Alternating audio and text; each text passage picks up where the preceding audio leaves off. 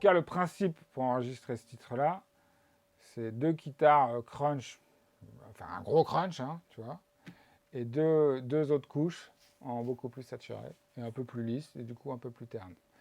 Tout ça, on l'envoie dans un groupe guitare, comme pour la batterie tout à l'heure, et on traite avec un EQ, un petit compresseur, et puis un lisseur type, je sais pas, je vous montrerai après.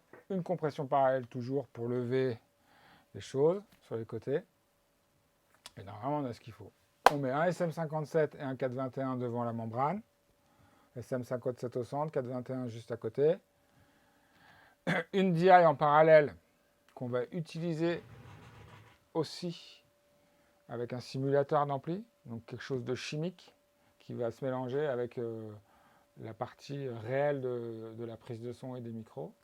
Comme la batterie en fait, comme un trig et puis une prise de son normale. On mélange les deux.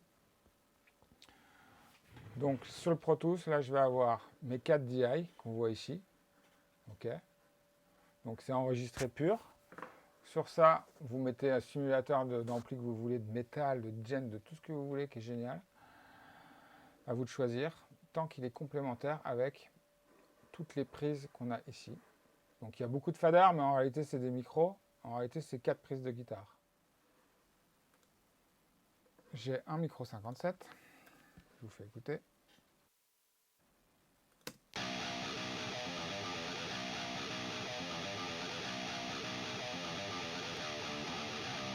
Voilà, donc c'est un micro qui est un peu aigu, qui n'a pas énormément de bas, mais qui dans le mix sert toujours le mieux, pour moi, la distorsion. En complément, on met un 421, c'est le micro de Tom dont je parlais tout à l'heure, qui lui va renforcer un peu dans le bas.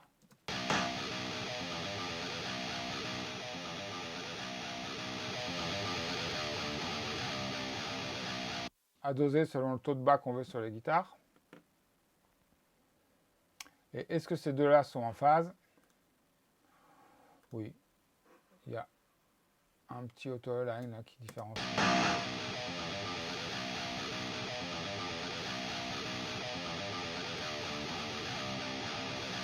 À un sample près, on peut considérer qu'on peut.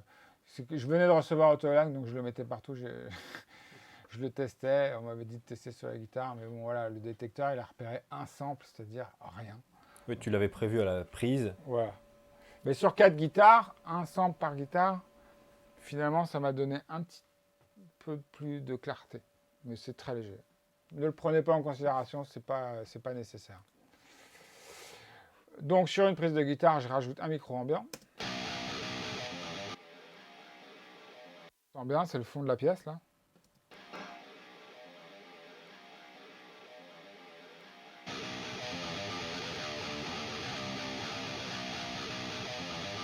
Donc voilà comment se passe une prise de guitare.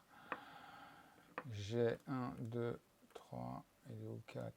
Tac. Donc on double.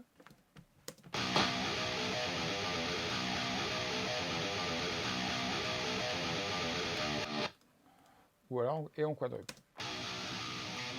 Ça, c'est celles qui sont très saturées. Ça, c'est celles qui sont plus claires. On sent, il y a moins de distorsion, on sent plus la corde. Les 4 ensemble.